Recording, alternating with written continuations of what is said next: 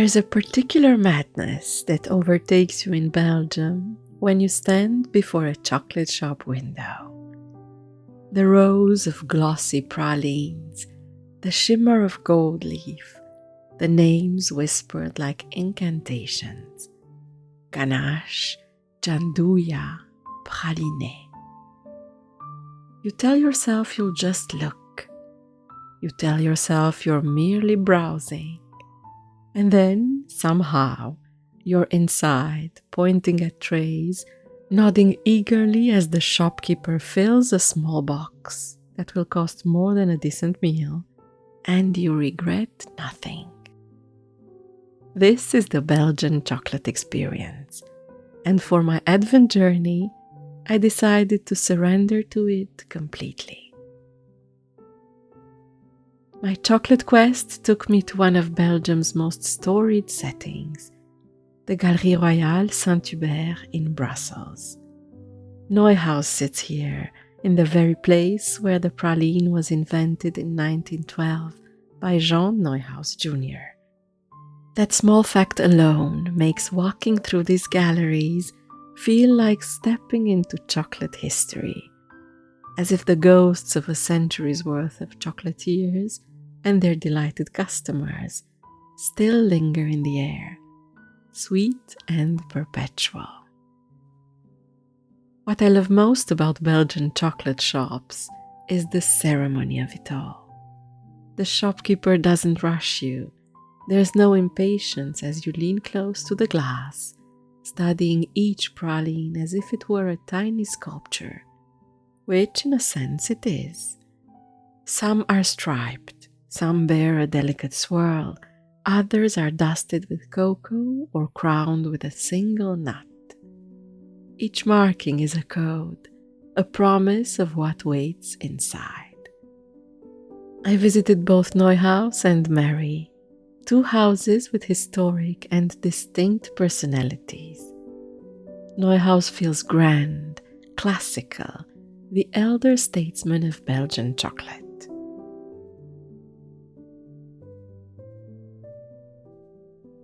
Mary, founded in 1919, carries a quieter elegance, the character of the first woman chocolatier, intimate and refined.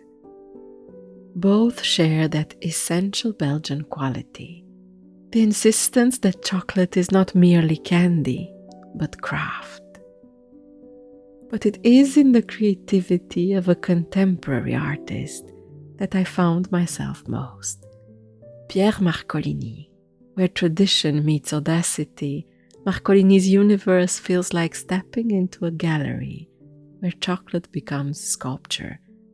Bold geometric forms, unexpected textures, a modernist sensibility that transforms each creation into an edible work of art.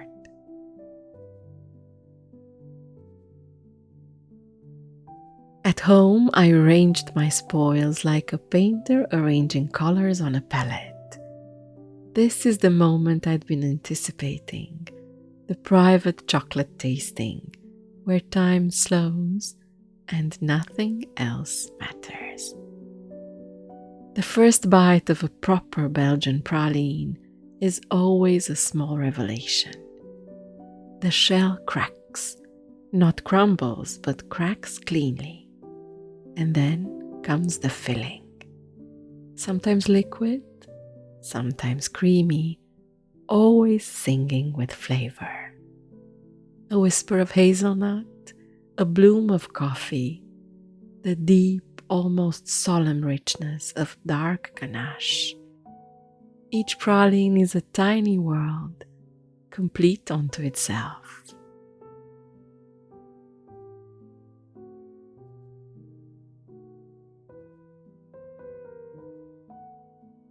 The Marcolini tasting was where this revelation deepened into something else entirely. Here were flavor pairings I hadn't imagined.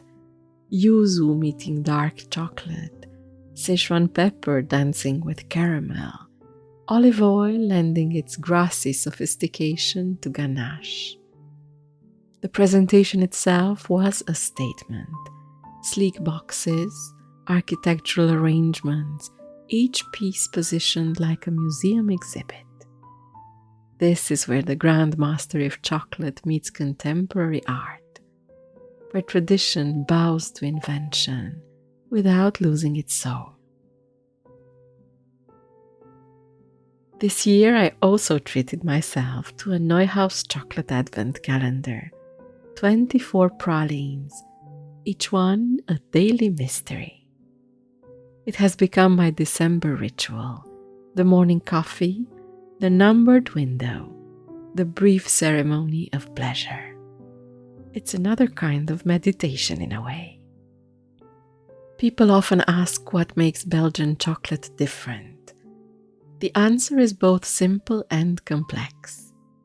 Technically, it's about the quality of the cocoa, the percentage of cocoa butter, the absence of vegetable fats.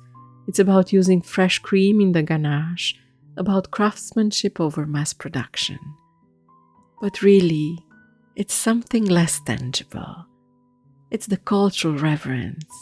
In Belgium, chocolate isn't a guilty pleasure. It's a point of national pride, a serious business, an art form. The Belgians don't apologize for their obsession with it. They've simply decided that life is too short for mediocre chocolate, and they've built an entire culture around that principle. Standing in those shops in Brussels, watching the careful hands of the chocolatiers at work, I understood. This is what it means to care deeply about something small, to refuse compromise, to insist that even something as fleeting as a praline, gone in 2 bites, deserves absolute attention, complete integrity. Belgium taught me something about winter joy. Sometimes it arrives not in sweeping vistas or profound revelations, but in a single perfect chocolate, enjoyed slowly, with full attention and zero regret. Tomorrow I continue my journey through Belgian December, but tonight there's one more chocolate waiting in my advent calendar. See you tomorrow.